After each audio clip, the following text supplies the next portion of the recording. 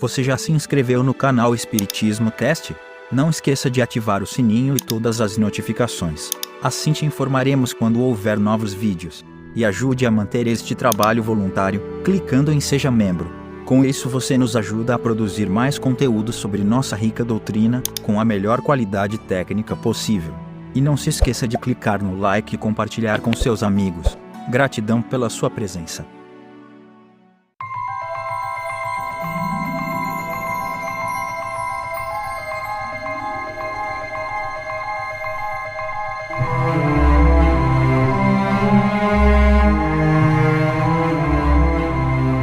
Olá meus amigos, minhas amigas, como é que vocês estão? Sejam bem-vindos a mais um episódio do estudo do Livro dos Médiuns, o manual prático da comunicação com o outro lado. Hoje nós vamos falar dos lugares assombrados. Olha que legal! O capítulo 9 que a gente está falando vai falar sobre a questão 132. Então, sem demoras, vamos para o estudo de hoje. 132. As manifestações espontâneas que em todos os tempos se hão produzido e a persistência de alguns espíritos em darem mostras ostensivas de sua presença em certas localidades constituem a origem da crença na existência de lugares mal assombrados. As respostas que seguem foram dadas às perguntas feitas sobre esse assunto. A gente está cansado de assistir filme, né? Filme de fantasma, de casa mal assombrada e tudo mais. Então, hoje, os próprios espíritos que assombram estes lugares é que vêm responder para nós. Então, vamos lá. A primeira pergunta. Os espíritos se apegam unicamente às pessoas ou também às coisas? Depende da elevação deles. Alguns espíritos podem apegar-se aos objetos terrenos. Os avarentos, por exemplo, que esconderam seus tesouros e que ainda não estão bastante desmaterializados, muitas vezes se obstinam em vigiá-los e montar-lhes guarda. Então, tudo depende da nossa elevação espiritual. Então, os espíritos podem se apegar a coisas, especialmente os avarentos, os muito materialistas. E você? É materialista? Será? Será que quando você desencarnar você vai ficar vendo quem é que vai disputar a sua herança? Será que você vai ficar preocupado? Puxa vida, eu desencarnei logo agora que eu comprei um carro 0 km, nem curti. Será? Então, depende das suas escolhas. A segunda pergunta: tem os espíritos errantes lugares de sua predileção? De novo, errante, quando a gente fala sobre espírito errante, erraticidade é o lugar espiritual. Errante, nesse caso, é assim: os espíritos que não têm um lugar fixo. Na verdade, nenhum espírito tem um lugar fixo, mas está perguntando assim: os espíritos que estão aí meio perdidão, tem lugar preferido? O princípio aqui ainda é o mesmo. Os espíritos que já se não acham apegados à terra vão para onde se lhes oferece ensejo de praticar o amor, são atraídos mais pelas pessoas do que pelos objetos materiais. Contudo, pode dar-se que dentre eles alguns tenham, durante certo tempo, preferência por determinados lugares. Esses, porém, são sempre espíritos inferiores. A gente sempre costuma dizer assim, porque tá na moda, né? Muito espírita diz assim: ai, quando eu desencarnar eu quero ir para o nosso lar.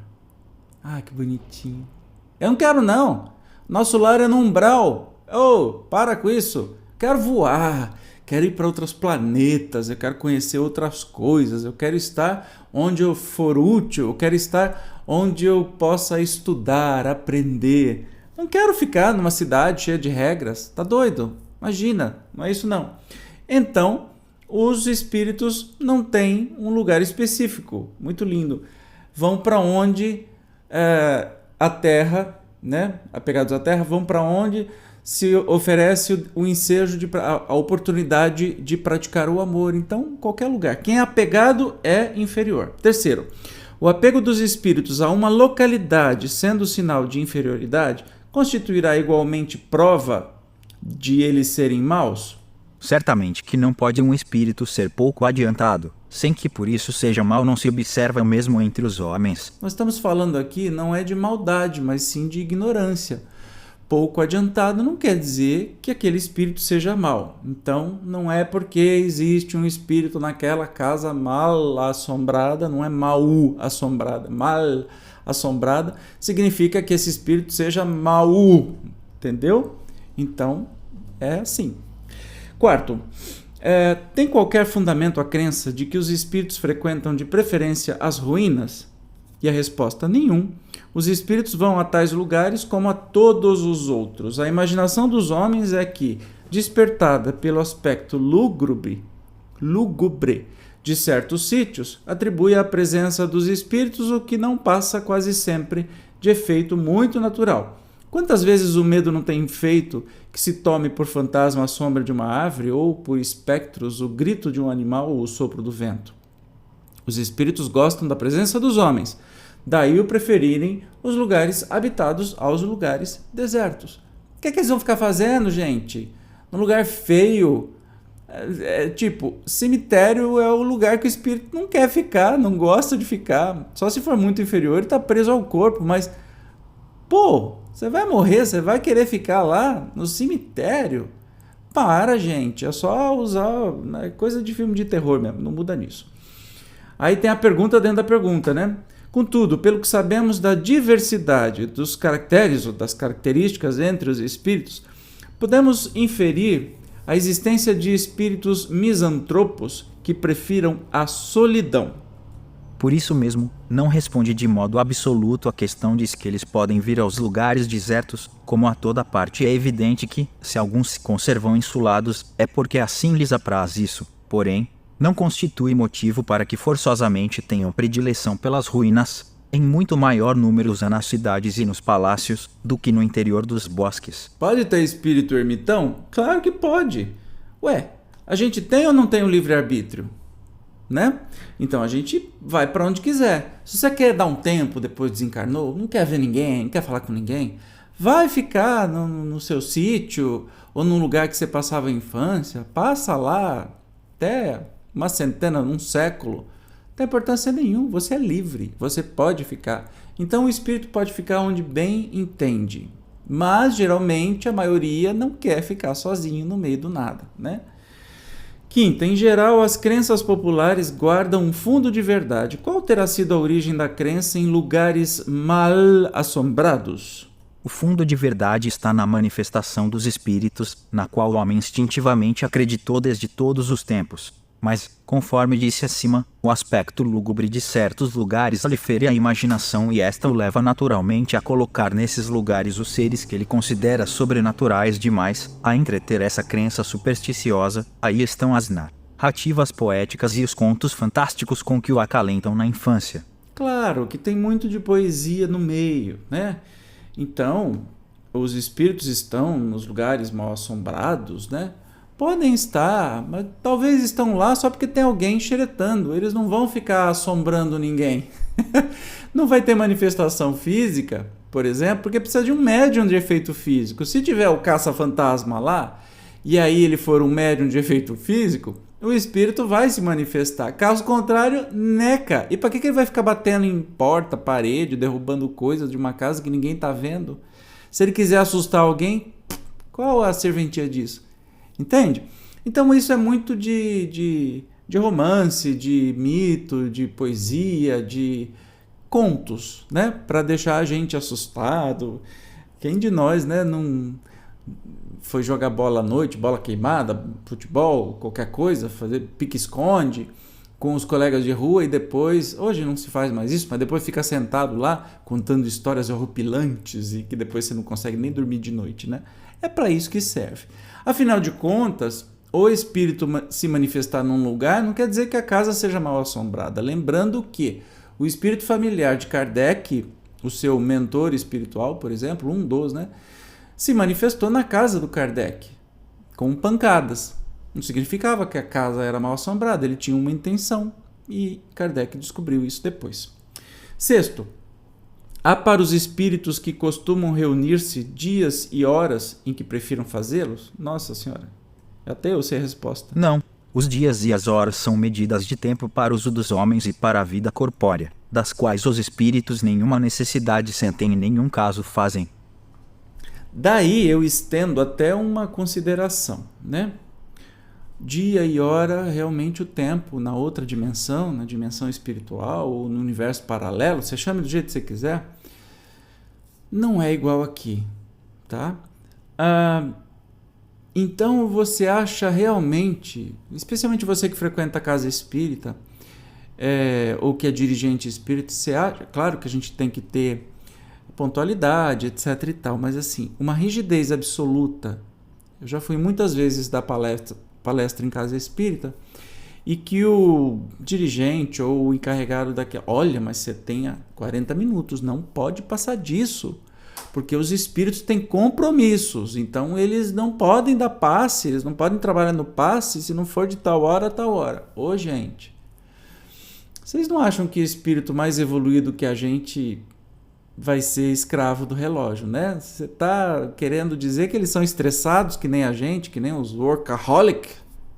Para com isso. Isso não é espiritismo não, isso é frescura. Vamos parar. Não estou falando que é para virar uma bagunça, mesmo porque geralmente essas pessoas que dizem assim, você tem 40 minutos, 20, 40 você tem que acabar a palestra, te entrega a palavra 20 e 20. Então você preparou um material que você não consegue nem começar o raciocínio e já tem que... Para, gente. Pelo amor de Deus. Aí tá parecendo religião. É religioso, que tem a hora para começar, a hora para terminar nesse nível. Então você não tem muito o que falar, você fica enchendo linguiça. Ou se você tem um conteúdo interessante, tá todo mundo gostando, você tem que cortar, porque os espíritos têm hora. Para. Conta outra piada que essa não tem graça, não. 7. De onde nasceu a ideia de que os espíritos veem preferencialmente durante a noite? Dá a impressão que o silêncio e a obscuridade produzem na imagina-se cedilha maiúsculo a todas essas crenças são superstições que o conhecimento racional do espiritismo destruirá. O mesmo se dá com os dias e as horas que muitos julgam-lhe serem mais favoráveis. Fica certo de que a influência da meia-noite nunca existiu senão nos contos. Até mesmo porque, se a gente pensar, o que é meia-noite? Olha, meia-noite o espírito vem, não sei o que. Tá, meia-noite é aqui. Mas em Rondônia é 11 ainda, às 23. E no Japão é meio-dia. Não faz sentido. O espírito não tem essa preferência por horário para se manifestar. Eles não ligam para o tempo. Simples assim. Aí a subpergunta, sendo assim, por que é então que alguns espíritos anunciam sua vinda e suas manifestações para certos e determinados dias, como a sexta-feira, por exemplo? Isso fazem espíritos que aproveitam a credulidade dos homens para se divertir pela mesma razão. Aos que se dizem o diabo, ou dão a si mesmo os nomes infernais, mostrai-lhes que não vos deixais enganar e não mais voltarão. Entendeu? Lembra que a gente está falando sobre isso, sobre o trabalho mediúnico que pode ser feito numa casa espírita ou na sua casa, enfim, onde você quiser. O espiritismo não tem porteira e nem amarra, tá? Quem quiser fazer você acreditar nisso, duvide. Estude, se aprofunde, faça como a gente está fazendo, estude, porque aí você vai ter responsabilidade de saber as armadilhas que acontecem, etc e tal. Mas essa história tem que fazer um curso de 5 anos para começar a incorporar. Meu filho, se você é médium, se você é vidente, se você tem comunicação, você tem desde criança. Você não precisa ficar 5 anos esperando, não é uma faculdade isso. Você pode praticar, a única coisa é que eu aconselho que você estude, e não precisa nem ser em casa espírita. Tá? Pode ser até na sua casa, se você se sente à vontade. Se você quer colaborar numa casa espírita, maravilhoso, os trabalhos são maravilhosos também, muito legal. Eu mesmo participei muito tempo de trabalho mediúnico, é incrível, assim, a gente cresce pra caramba, divide experiências e tudo mais, mas não é só isso, tá? Cuidado com o dirigente espírita que tenta colocar cabresto na sua mediunidade. Isso aí não é espiritismo, não. 8º, preferem os espíritos frequentar os túmulos onde repousam os seus corpos? O corpo era uma simples vestidura, do mesmo modo que o prisioneiro nenhuma atração sente pelas correntes que o prendem. Os espíritos nenhuma experimentam pelo envoltório que os fez sofrer. A lembrança das pessoas que lhes são caras é a única coisa que para eles tem valor. Gente, isso derruba por terra uma coisa que a gente aprende desde criança e não sabe direito o que faz. Por exemplo, ir no cemitério acender vela para o seu parente amado. Desculpe desconstruir isso, mas o que vale é a sua intenção. Não precisa de vela, não precisa ser no cemitério. Se você faz um ato mecânico, hoje eu estou com uma alergia no olho que eu vou ficar com um zoião. Se você faz o ato mecanicamente, porque no dia de finados eu tenho que ir lá no cemitério para acender vela, não sei o que, você nem está pensando no parente, não está relembrando, não está conversando com ele, isso não vai adiantar para nada, você está fazendo um teatrinho. Então, você não precisa de vela, você não precisa ir para o cemitério, basta que você mentalize aquela pessoa amada, converse com ela, relembre os bons momentos, basta, isso é o que basta, tá? E aí a subpergunta, são-lhes mais agradáveis? Porque, assim, a pergunta foi se os espíritos ficam no cemitério. Não, gente! O corpo físico pra gente é uma prisão. Por que a gente, depois que sai da prisão, vai querer ficar na porta da prisão? Olhando ela se decompor com o tempo? É só usar da lógica. Não faz sentido nenhum. Só se você é extremamente materialista, um espírito inferiorizado, apegado à matéria, que você vai ter uma surpresinha desagradável sentindo o seu próprio corpo decompondo, porque você não quer sair de lá, né? Não quer largar o osso. Literalmente, larga esse osso e voa, meu amigo. Não tem o que fazer lá. A subpergunta, são-lhes mais agradáveis do que quaisquer outras as preces que por eles se façam junto dos túmulos de seus corpos? Ou seja, para ele rezar no túmulo, lá no cemitério, é mais agradável para o espírito? A prece, bem o sabes, é uma evocação que atrai os espíritos, tanto maior ação terá, quanto mais fervorosa e sincera for. Ora, junto de um túmulo venerado, sempre se está em maior recolhimento do que algures, e a conservação de estimadas relíquias é um testemunho de afeição dado ao espírito e que nunca deixa de o sensibilizar. O que atua sobre o espírito é sempre o pensamento, e não os objetos materiais. Mais influência do que sobre o espírito exercem esses objetos sobre aquele que ora, porque lhe fixam a atenção. Entendeu? Se por acaso aquele lugar tem coisas que te remetem e te concentram mais, vai ser mais agradável para o espírito, não por causa do lugar, mas sim porque você deu mais atenção para ele. Entende? Você pode fazer isso da sua cama, à noite, antes de dormir, conversar com seu pai, com sua mãe, com sua avó, com seu avô que já voltaram para a pátria espiritual. Com aquele mesmo carinho, você não precisa ir para cemitério fazer nada, tá? Eu sou mais radical do que o Kardec. Kardec é muito bonzinho. À vista disso, parece que não se deve considerar absolutamente falsa a crença em lugares mal assombrados. Dissemos que certos espíritos podem sentir-se atraídos por coisas materiais, podem sê-lo por determinados lugares, onde parecem estabelecer domicílio, até que desapareçam as circunstâncias que os faziam buscar esses lugares. Então, pode acontecer que esses espíritos inferiores estão presos a estes lugares? Pode. Por alguma razão? Pode. Como, por exemplo, acho que está na Revista Espírita ou no Que é o Espiritismo, agora eu não me lembro. Mas de um espírito que assombrava uma casa, se eu não me engano, é das irmãs Fox. É que eu sou bom de lembrança, vocês já se acostumaram com isso, né? E ele só assombrava aquela casa porque, na verdade, ele foi morto, assassinado e concretado numa das paredes da casa. Então, enquanto ele não conseguiu se manifestar para dizer, olha, meu cadáver está aí, faça-se justiça, ou pelo menos me dão um enterro digno, porque ele achava isso importante, ele não parou as manifestações. Ou o espírito está naquela casa, mas não está por causa da casa, está por causa da pessoa. A pessoa se muda para outra casa, a outra casa vai ser mal assombrada. Se muda para um apartamento, o apartamento vai ser mal assombrado. Não é o lugar, é a pessoa. Entendeu? E que circunstâncias podem induzi-los a buscar tais lugares? A simpatia por algumas das pessoas que os frequentam, ou o desejo de com elas se comunicarem. Entretanto, nem sempre os animam intenções louváveis quando são espíritos maus, podem pretender vingar-se de pessoas de quem guardam queixas. A permanência em determinado lugar também pode ser, para alguns, uma punição que lhes é infligida, sobretudo se ali cometeram um crime, a fim de que o tenham constantemente diante dos olhos. Dispensa maiores explicações, né, sobre isso. Podem ter diversos motivos. 10. Os lugares assombrados sempre o são por antigos habitantes dele, ou seja, a pessoa morou lá, então é sempre assombrado por aquela pessoa que morou lá? Sempre, não às vezes, porquanto, se um antigo habitante de um desses lugares é espírito elevado, não se preocupará com a sua habitação terrena, tampouco com o seu corpo.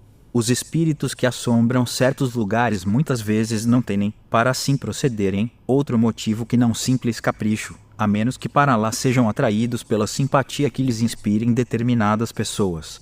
Então, se o espírito é apegado materialmente, pode ser que sim. Sempre, não. Às vezes. É que o Zezinho não lê direito as pontuações aí, mas ele lê melhor do que eu ainda, hein? Aí tem uma subpergunta. Podem estabelecer-se num lugar desses com o fito, a intenção de protegerem uma pessoa ou a própria família? Certamente, se forem espíritos bons. Porém, neste caso, nunca manifestam sua presença por meios desagradáveis. Aí já não é uma casa mal assombrada, a gente chama de anjo de guarda, espírito protetor, né? E que não precisa ficar fazendo arruaça, eles estão com a gente sempre nos protegendo. 11º, haverá alguma coisa de real na história da Dama Branca? Vai saber que história é essa, gente? Mero conto extraído de 1000 fatos verdadeiros. Olha, confesso que eu não sei o que é essa história da Dama Branca, mas deve ser alguma coisa parecida com a loira do banheiro. Alguma coisa nesse sentido, porque assim, nem resistiu ao tempo. Você já ouviu? Deixa aí nos comentários se você já ouviu falar dessa tal Dama Branca. Eu nunca ouvi. Devia ser um conto, né? E os espíritos confirmam aqui, mero conto extraído de 1000 outros fatos verdadeiros. 12ª, eu estou ótimo de português hoje. 12ª, será racional temerem-se os lugares assombrados pelos espíritos? Não. Os espíritos que frequentam certos lugares, produzindo neles desordens, antes querem divertir-se à custa da credulidade da poltrona ria 18 dos homens, do que lhes fazer mal. Aliás, deveis lembrar-vos de que em toda parte há espíritos e de que, assim, onde quer que estejais, os tereis ao vosso lado. Ainda mesmo nas mais tranquilas habitações, quase sempre, eles só assombram certas casas, porque encontram ensejo de manifestarem sua presença nelas. Percebeu? Então assim, tem que ter medo de casa mal assombrada? Evidente que não. Claro que não. Por quê? A gente tem espírito. Agora aqui tem espírito. Agora aí tem espírito. Pode ser um, pode ser dois, pode ser uma multidão que está estudando junto com você, está me ajudando aqui a falar, a estudar junto também. Sabe? Uma casa mal assombrada, gente, é só para ter medo quando você vai naqueles parques. Sabe aqueles parques que a gente ia quando criança? Nem sei se existe mais. Que geralmente é um trem mal assombrado que você entra e que aparece coisa gritando e pulando em cima de você o tempo todo. Só serve para isso, para assustar. Se você for numa casa mal assombrada, tem umas batidinhas, algumas coisas, você vai falar: oi, e aí, tá tudo jóia? Para que ter medo, né? Não faz sentido. Haverá meios de expulsar esses espíritos desses lugares? Porém, as mais das vezes, o que fazem para isso os atrai, em vez de os afastar. O melhor meio de expulsar os maus espíritos consiste em atrair os bons. Atrair, pois, os bons espíritos, praticando todo o bem que puderdes, e os maus desaparecerão, visto que o bem e o mal são incompatíveis. Sede sempre bons, e somente bons espíritos tereis junto de vós. Então, isso me lembra muito sobre a questão do exorcista, né? Nós estamos falando em lugar mal assombrado, mas pode ser pessoas mal assombradas ou obsediadas, né? Como é que você trabalha com espíritos mais infelizes ou mais ignorantes? Amando. Não é falando palavra, tacando crucifixo, água benta, benzendo o lugar, batendo folha numa casa que vai melhorar a frequência daquela casa. É você elevando a sua vibração, amando, conversando com aquele ou com aqueles espíritos que estão perturbando de alguma maneira. Fala assim: meu irmão, se eu te fiz alguma coisa, me perdoa. Agora eu não tenho condição de saber, eu estou em sofrimento por causa disso, mas eu gostaria de saber que eu te perdoo e eu quero o seu perdão também. Né? Chamar espíritos bondosos, rezar para o nosso... conversar com o nosso espírito guia, nosso espírito protetor, o anjo de guarda, tem tanto de nome, você pode usar o que você quiser. O amor, só o amor. E nos trabalhos de desobsessão que eu participei no centro, que eu frequento, que é o GEOL, tudo se passa pelo amor. Ninguém levanta a voz para espírito, mesmo que o espírito venha babando, gritando, não sei o quê, ninguém levanta a voz, todo mundo fala amorosamente. O espírito pode se convencer ou pode ir embora, mas ele não vai ser maltratado, ele não vai ser destratado, ele não vai com nada, entende? Você fala com uma pessoa com amor. Você destrói qualquer manifestação, qualquer coisa ruim, você destrói o amor. O amor cobre uma multidão de erros, como Paulo dizia, né? Não tem jeito. Aí tem uma subpergunta ainda. Há, no entanto, pessoas muito bondosas que vivem às voltas com as tropelias dos maus espíritos. Tropelia, travessuras, estrepolias. Só falar, né? Travessura. Por quê? Se essas pessoas são realmente boas, isso acontece talvez como provar, para lhes exercitar a paciência e concitá-las a se tornarem ainda melhores fica certo, porém, de que não são os que continuamente falam das virtudes os que mais as possuem. Aquele que é possuidor de qualidades reais quase sempre as ignora ou delas nunca fala. Olha a pista que os espíritos estão nos dando, né? Olha a pista que quem realmente é boa pessoa não fica anunciando aos quatro ventos a sua bondade. Olha como eu sou bondoso. Ou fica fazendo palestras sobre o homem bom, como a gente vê muito, né, no meio espírita, preferem muito tal homem bom.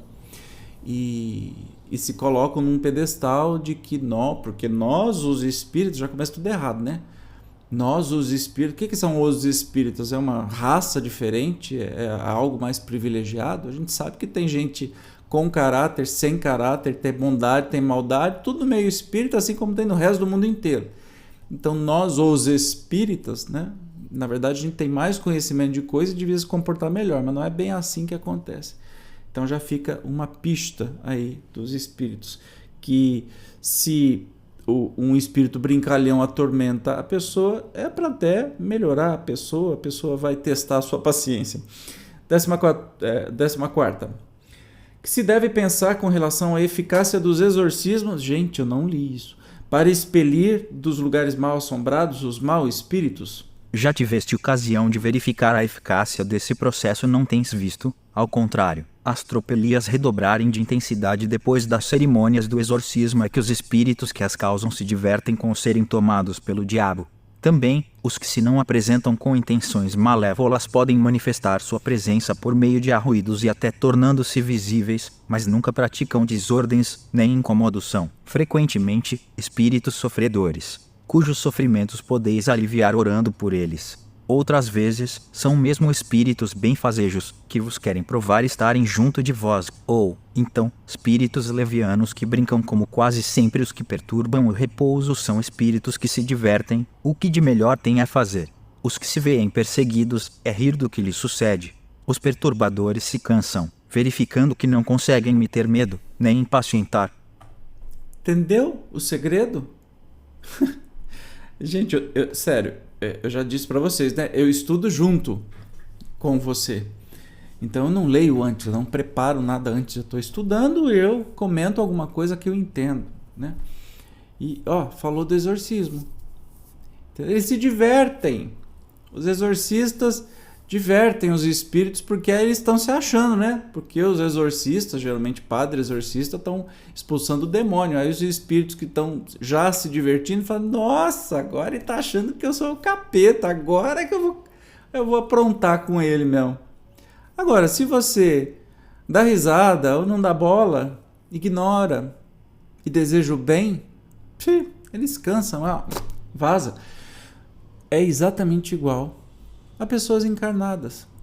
Proceda do mesmo jeito, não muda. Resulta das explicações acima haver espíritos que se prendem a certos lugares, preferindo permanecer neles, sem que, entretanto, tenham necessidade de manifestar sua presença por meio de efeitos sensíveis. Qualquer lugar pode constituir morada obrigatória ou predileta de um espírito, embora mal, sem que jamais qualquer manifestação se produza. Os que se prendem a certas localidades ou a certas coisas materiais nunca são espíritos superiores, contudo, mesmo que não pertençam a esta categoria. Pode dar-se que não sejam maus e nenhuma intenção a alimentem não raro. São até comensais mais úteis do que prejudiciais, porquanto, desde que se interessam pelas pessoas, podem protegê-las. Entende? Como eu falei para vocês, né? O próprio Kardec teve manifestação física, mas assim, porque ele estava numa linha de pensamento conduzindo aí, né, a escrita da doutrina espírita, e um dos seus mentores quis chamar a atenção dele que o caminho não era por ali, porque ele era muito orientado. Kardec não era médium, portanto ele precisava dos médiums para receber as comunicações espirituais. O que o seu mentor fez? Deu pancadas. E aí no outro dia, pancadas na casa, então ele ouviu pancadas pela casa. No outro dia, ele numa sessão mediúnica perguntou para o médium, evocou este espírito, convidou este espírito para a reunião, e o médium incorporado respondeu: sim, fui eu, sou teu espírito orientador aí. Naquela questão era para te chamar a atenção, porque naquela questão não sei o que, eu peço que você olhe de novo, leia de novo, porque o caminho que você está seguindo não é bem esse que a gente quer que você reconheça, tipo, um orientador, né? E para isso ele usou de manifestação física, de pancadas. Então, aí você vai chamar que a casa do Kardec era mal assombrada? Não. Então tem inúmeras possibilidades, porque existem inúmeros graus de pessoas, sejam encarnadas ou desencarnadas. Você tem desde os muito maus até os muito bons. Um bom pode chamar a sua atenção com manifestação física, geralmente não acontece isso, mas que nem no caso de Kardec, foi até instrutivo para o espiritismo isso, e os maus, ou os mais infelizes, querem só zoar com a tua cara. Então, não precisa ter medo, e não se impressione com os filmes de Hollywood, porque eles estão querendo só pegar o seu din-din do streamer, o streaming que você paga, ou o ingresso do cinema, é só isso. Mas esquece o Exorcista, esquece esses filmes aí que a gente fica com medinho, ou vai assistir sabendo que isso não é de maneira alguma real, tá? Que nem os caça-fantasmas, é divertidíssimo. Mas claro que não é real. Tem fundos de verdade, eles usam até palavras verdadeiras como ectoplasma, etc e tal. Tem. Mas não é daquele jeito, né, gente? Então a gente tem que saber diferenciar, tá bom? Que bom que estivemos juntos por esses... por essa meia hora. No próximo encontro, no próximo estudo, nós vamos falar da natureza das comunicações. Eu te espero, você não vai perder, né? Até lá. Tchau.